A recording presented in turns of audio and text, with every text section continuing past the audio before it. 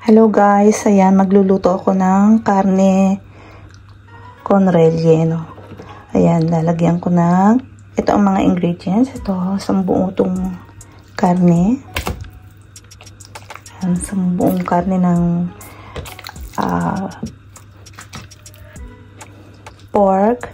Then, meron ako ditong tomato, paprika, curry powder, romero, and pepper, mustard, olive oil. Then I have bacon. Yeah, bacon, button mushrooms, garlic, and onion. Yan ang aking mga main ingredients. So let's start.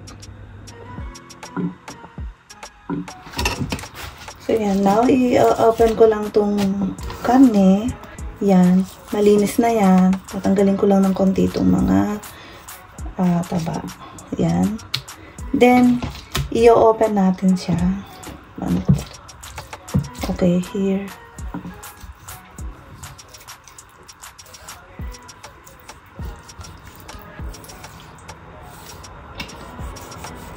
Pwede nyo itong gawin sa pagka-Christmas. Masarap siya, guys. So, ayan. Open ko na siyang ganyan.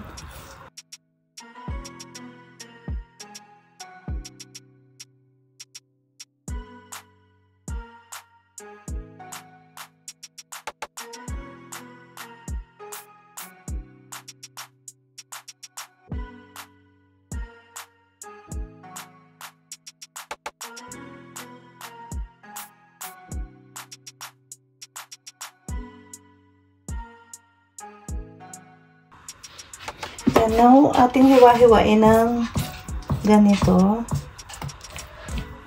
Ayan, lagyan natin ng mga hiwa-hiwa siya.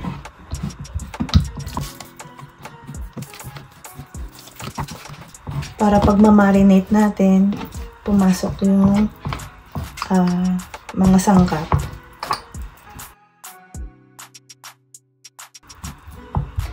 Oh no. So, lagyan na natin siya ng salt.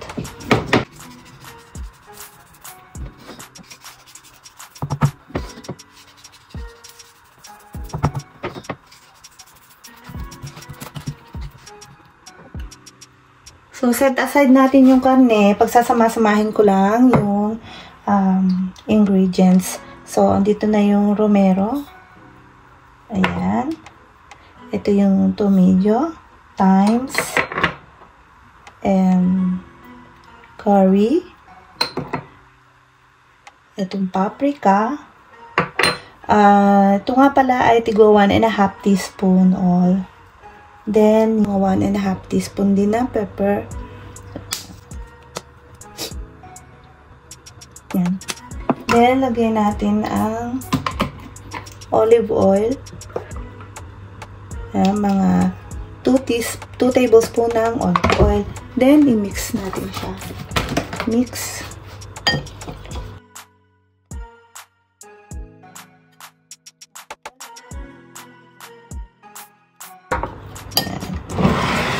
Na yan. Then, ayan, ilagay na natin dito sa karne.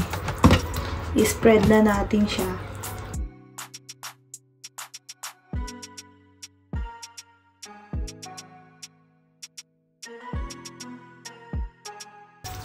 Ayan, i-spread natin sa buong meat.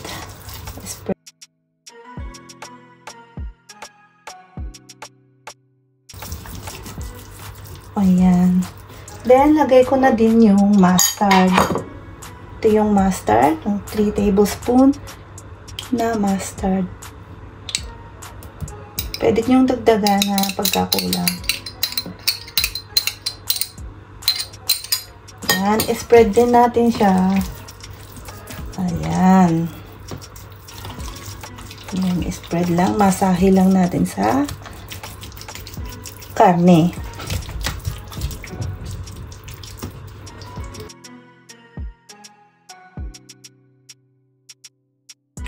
Then, iwanan natin siya na i-marinate siya ng 30 minutes to 1 hour. Yan. Pabayaan natin siyang mag-marinate. Close natin na ganyan para mas ma-marinate siya na maganda. So, leave to 30 minutes to 1 hour. So, while we are waiting to marinate the meat, so gayatin na natin ang ating mga ingredients. Yan, gayatin natin ang mushrooms. Ganyan lang siya.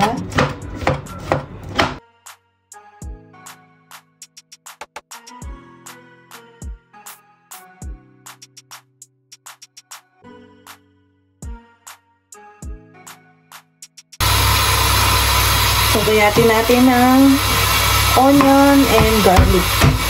Ayan.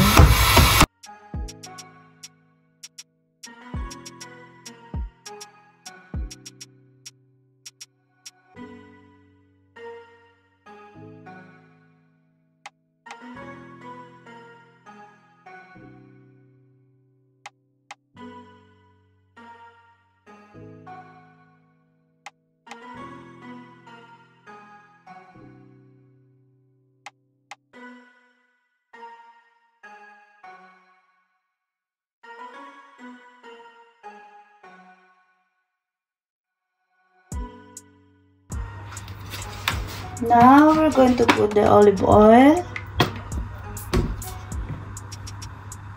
50 grams butter.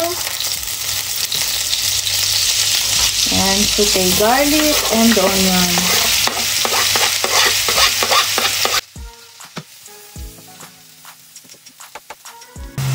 Now, we're going to add the button mushroom.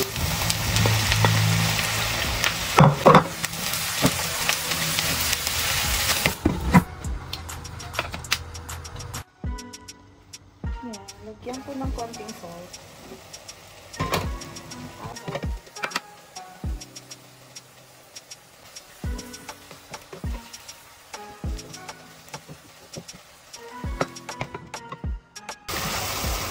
Yan, luto na.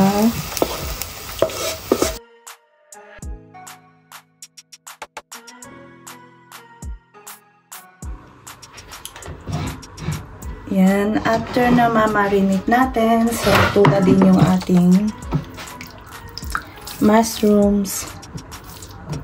Ayan, lalagyan na natin siya. Lagay natin siya dito. Itong mushrooms.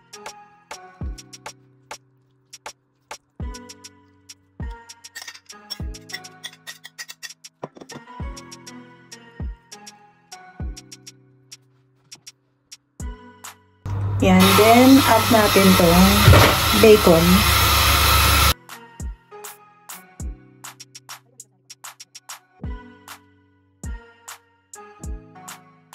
Then, saka natin siya i-roll. Ayan. Ayan, saka i-roll siya.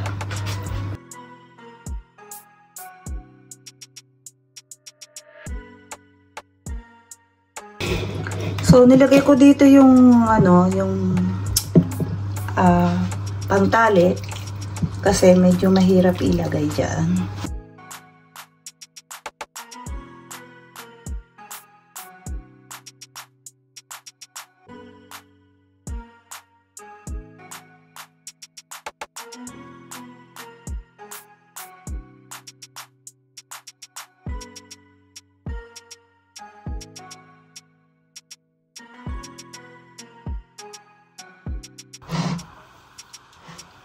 So, ayan, ganyan. Tapos, ilalagay ko na siya sa baking dish.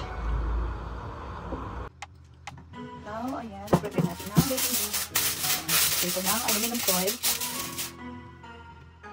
Then, lagay ko na ang karne. Ayan. So, ayan. At lagyan natin ng olive oil. Add olive oil. Then, paprika on top.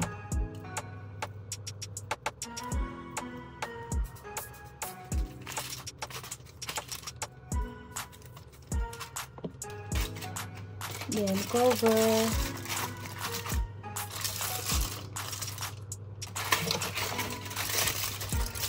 And bake at 200 degrees Celsius.